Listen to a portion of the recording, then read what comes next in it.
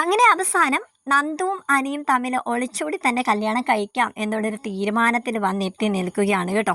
അപ്പോൾ വേറൊന്നുമല്ല, അവന്തികയും അനിയും തമ്മിലുള്ള എൻഗേജ്മെൻറ്റ് ആരെ കൊണ്ടും നിർത്താനായിട്ട് പറ്റത്തില്ല എന്ന് അവർക്ക് മനസ്സിലായി. അങ്ങനെ അനിയുടെ ഒരുപാട് നിർബന്ധത്തിന് വഴങ്ങി നമ്മുടെ നന്ദു സമ്മതിക്കുകയാണ്. ഓക്കെ ശരി അനി, ഞാൻ നിൻ്റെ ഒപ്പം ഇറങ്ങി വരാമെന്ന് നമ്മുടെ നന്ദു തന്നെ പറയുകയാണ് കേട്ടോ. അപ്പോൾ നമ്മുടെ ചാനൽ ഇതുവരെ ആരും സബ്സ്ക്രൈബ് ചെയ്തിട്ടില്ല എങ്കിൽ എല്ലാവരും ഒന്ന് സബ്സ്ക്രൈബ് ചെയ്ത് സപ്പോർട്ട് ചെയ്തേക്കണേ. നമുക്ക് വീഡിയോയിലേക്ക് കിടക്കാം. കനകയാണെങ്കിൽ രാവിലെ പതിവ് പോലെ എണീറ്റ് നന്ദുവിന് ബെഡ് കോഫി കൊടുക്കാനായിട്ട് എണീറ്റ് വരികയാണ് കേട്ടോ. അങ്ങനെ നന്ദുവിൻ്റെ മുറിയാണെങ്കിൽ ഇങ്ങനെ തുറന്ന് കിടക്കുന്നത് കൊണ്ടു. അപ്പോൾ നമ്മുടെ കനക വിചാരിക്കുന്നുണ്ട്, ഇവൾ ഇന്ന് നേരത്തെ എണീറ്റോ, ഇന്ന് നേരത്തെ സ്റ്റേഷനിലേക്ക് പോകണോ, അവൾ ഇന്നലെ കിടന്നപ്പോഴൊന്നും പറഞ്ഞില്ലല്ലോ.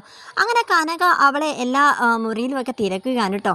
അങ്ങനെ ചെന്നിട്ട് ബാത്റൂമിലൊക്കെ ചെന്ന് നോക്കുന്നുണ്ട്, നന്ദുവിനെ കാണുന്നില്ല. അപ്പോൾ പെട്ടെന്ന് ഇനി എന്താ ഇവൾ പറയാതെ പോയെന്നിങ്ങനെ നോക്കുമ്പോഴത്തേക്കും നമ്മുടെ നന്ദുവിൻ്റെ ഫോണാണെങ്കിലും മുറിയിൽ തന്നെ ഇരിപ്പുണ്ട്, വണ്ടിയും പുറത്ത് തന്നെ ഇരിപ്പുണ്ട് കേട്ടോ. അങ്ങനെ നമ്മുടെ കനകയ്ക്ക് ആകെ ഒരു ടെൻഷനായി കേട്ടോ.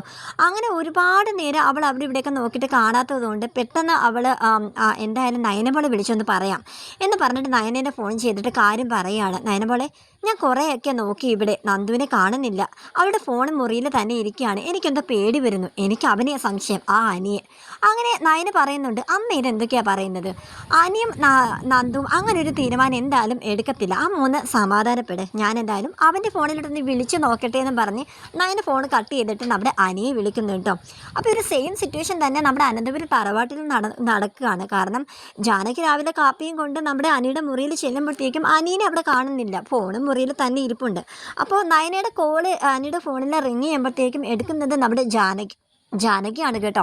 അപ്പോൾ ജാനകി എടുത്തിട്ട് ആ മോൾ എന്താ ഇതിലോട്ട് വിളിച്ചത് എന്നിങ്ങനെ ചോദിക്കുകയാണ്. അപ്പോൾ ഉടനെ നമ്മുടെ നയനെ പറയുന്നുണ്ട്, അല്ല എനിക്ക് അനിയോട് ഒരു കാര്യം പറയാനുണ്ടായിരുന്നു, അനി മുറിയിലില്ലേ അമ്മേ, ഞാൻ അവനെ താഴത്തോട്ടൊന്നും കണ്ടില്ല, അതുകൊണ്ടാണ് വിളിച്ചെന്നിങ്ങനെ അമ്മായി എന്നൊക്കെ പറഞ്ഞിട്ട് ഇങ്ങനെ സംസാരിക്കുകയാണ്. അപ്പോൾ ഉടനെ ജാനകി, അവൻ ഇവിടെ ഇല്ലാന്ന് തോന്നുന്നു, ഫോൺ എടുക്കാൻ ചിലപ്പോൾ വിട്ടുപോയതായിരിക്കും എന്ന് ജാനകി പറയുകയാണ്. നയന ഈ ഒരു കാര്യം ആദർശിനോടും ദേവയാനിയോടൊക്കെ പറയുന്നുണ്ടോ. അവർക്ക് ആകെ ടെൻഷനായിട്ട് ഇങ്ങനെ നിൽക്കുകയാണ്. എന്തായാലും നന്ദുവും അനിയും ഇങ്ങനൊരു കാര്യത്തിലേക്ക് മുൻകൈ എടുക്കുമെന്നൊന്നും അവർ ഇതുവരെ ചിന്തിച്ചിരുന്നില്ല. അതുമല്ല, കുറച്ച് ദിവസത്തിന് ശേഷം അവന്തികയും അനിയും തമ്മിലുള്ള എൻഗേജ്മെൻറ്റും കൂടി ആയത് സ്ഥിതിക്ക് ഈ ഒരു കാര്യം പുറത്ത് ആരും അറിയാതിരിക്കാനും കൂടെ അവർ നോക്കുന്നുണ്ട് കേട്ടോ. അങ്ങനെ ആദർശ നയനും കൂടെ ഞങ്ങൾ എന്തായാലും അവരെ ഒന്ന് അന്വേഷിച്ചിട്ട് വരാമെന്ന് പറഞ്ഞിട്ട് അവർ കാറെടുത്ത് നീങ്ങുന്നുണ്ട്. പിന്നെ അനിയുടെ നന്ദുവിൻ്റെ സുഹൃത്തുക്കളെയൊക്കെ കോൾ ചെയ്ത് നോക്കുന്നുണ്ട് കേട്ടോ. പക്ഷെ അവർക്കാർക്കും ഇതിനെപ്പറ്റി ഒന്നും അറിയില്ല. അവരൊക്കെ വിളിക്കുമ്പോഴത്തേക്കും ഞങ്ങൾ കുറച്ച് ദിവസമായി അനിയനെ നന്ദുവിനെ കണ്ടിട്ട് തന്നെയാണ് കേട്ടോ അവരെല്ലാവരും പറയുന്നത്. അങ്ങനെ നയനയും ആദർശവും പരസ്പരം പറയുന്നുണ്ട്, ഇനി നമ്മൾ എന്ത് ചെയ്യും, അവരെ നമുക്ക് ഫോണെങ്കിലും എടുത്തിട്ടുണ്ടായിരുന്നെങ്കിൽ ഫോണിലെങ്കിലും ഒന്ന് വിളിക്കായിരുന്നു, ഇനിയിപ്പോൾ എവിടെ ചെന്ന് അന്വേഷിക്കാനാണ് എന്നൊക്കെ പറയുന്നുണ്ട് കേട്ടോ. എന്തായാലും നമുക്ക് സ്റ്റേഷനിലൊന്ന് പോകാം, നന്ദു ചിലപ്പോൾ അവിടെ ലീവ് എഴുതി കൊടുത്തിട്ടുണ്ട് എന്നുള്ള കാര്യമൊക്കെ അറിയാമല്ലോ എന്ന് പറഞ്ഞിട്ട് സ്റ്റേഷനിലോട്ട് പോകുന്നുണ്ട് കേട്ടോ ഇവർ രണ്ടുപേരും കൂടി. അവിടെ ചെന്ന് അന്വേഷിക്കുമ്പോഴത്തേക്കും നന്ദു മേഡം ഒന്നും പറഞ്ഞിട്ടില്ല, ഇവിടെ ലീവൊന്നും ഒന്നും ആക്കിയിട്ടില്ലല്ലോ എന്നൊക്കെ പറയാൻ കേട്ടോ. അപ്പോൾ നമ്മുടെ ആദർശ മേനും കൂടെ പറയുന്നുണ്ട്, എന്തായാലും നന്ദു ഇത്ര ഇറസ്പോൺസിബിളായിട്ട് ഡ്യൂട്ടി കാര്യത്തിലൊക്കെ ഇങ്ങനെ ചെയ്യുമോ എന്നൊക്കെ പറയുന്നുണ്ട്. അവർക്കൊട്ടും വിശ്വസിക്കാനാവുന്നില്ല കേട്ടോ. അങ്ങനെ അവർ എന്ത് ചെയ്യണം, കാരണം മുത്തശ്ശൻ അറിഞ്ഞു കഴിഞ്ഞാൽ ഇത് വലിയൊരു പ്രശ്നമാകും. കാരണം അത്രയ്ക്കും അവന്തികയ്ക്ക് ഒരുപാട് ആഗ്രഹങ്ങൾ കൊടുത്തിട്ടാണ്, കാരണം നവീനുമായിട്ടുള്ള ഒരാലോചന മുടങ്ങിപ്പോയല്ലോ. മുത്തശ്ശനാണ് ആ ഒരു കാര്യത്തിൽ കുറച്ച് എഫേർട്ട് എടുത്തത്. അപ്പോൾ അനിയുടെ കാര്യത്തിൽ അത് ഉണ്ടാവാൻ പാടില്ല എന്നുകൂടി മുത്തശ്ശൻ ഇടയ്ക്കിടയ്ക്ക് പറയുമായിരുന്നു. അവന്തിക മോളെ ഇനി കരയിപ്പിക്കില്ല എന്നൊക്കെ മുത്തശ്ശൻ ഇങ്ങനെ പറയുന്നുണ്ടായിരുന്നു. അപ്പോൾ നമ്മുടെ ആദർശനായ ആ ഒരു കാര്യത്തിലൊക്കെ ഭയങ്കര ടെൻഷനായിട്ട് ഇരിക്കുകയാണ്, ഇനി എന്ത് ചെയ്യും എന്നുള്ളൊരു കാര്യത്തിൽ. എന്തായാലും അന്വേഷിക്കാം എന്നുള്ള രീതിയിൽ അവരെല്ലായിടത്തും മുക്കും മൂലയിലെല്ലാം അരിച്ചു പറക്കി അന്വേഷിക്കാനായിട്ട് തുടങ്ങാൻ കേട്ടോ. അനിയൻ നന്ദുവാണെങ്കിൽ ഇവരുടെ ഒരു ഉറ്റ സുഹൃത്തുണ്ട്, അതായത് ഒരു പെൺ സുഹൃത്തുണ്ട് കേട്ടോ. അനിയുടെയും നന്ദുവിൻ്റെ കോമൺ ആയിട്ടുള്ള ഒരു ഫ്രണ്ടാണ്. അധികം ആർക്കും അവളെ അങ്ങനെ അറിയില്ല, പേര് ആതിര എന്നാണ് കേട്ടോ. അങ്ങനെ ആതിരയുടെ വീട്ടിലേക്കാണ് അനിയും നന്ദുവും പോകുന്നത്. അങ്ങനെ അനിയനെ നന്ദുവിനെ കാണിക്കുന്നുണ്ട് ആതിരയുടെ വീട്ടിൽ. അങ്ങനെ ആതിരയായിട്ട് ഇവർ തമ്മിൽ സംസാരിക്കുന്നുണ്ട് കേട്ടോ.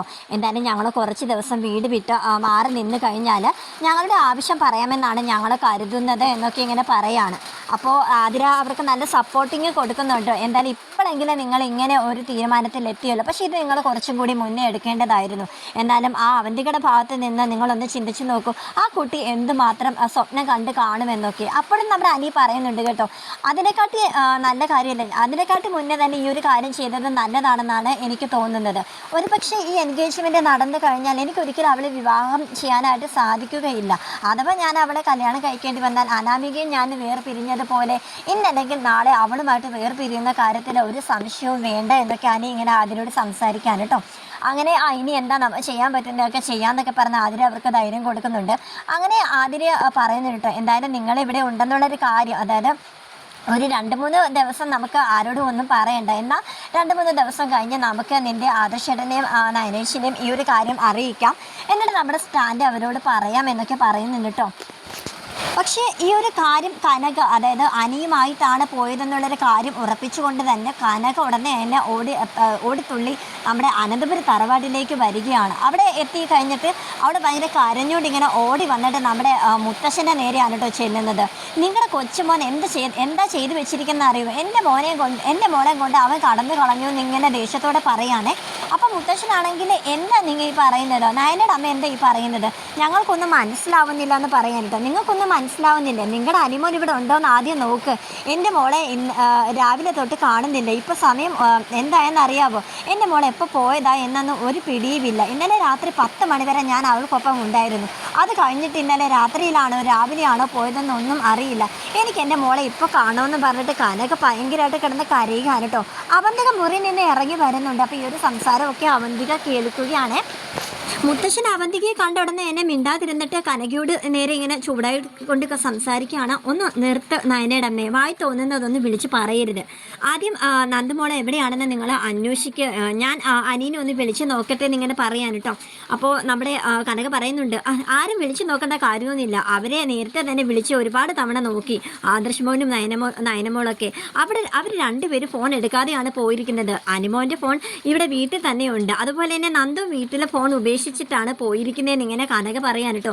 അപ്പോൾ ഇതൊക്കെ കേട്ടിങ്ങനെ ഞെട്ടി അവന്തിക ഇങ്ങനെ നോക്കി നിൽക്കുന്നതായിട്ടാണ് കേട്ടോ എപ്പിസോഡ് വൈൻഡപ്പ് ചെയ്തിരിക്കുന്നത്.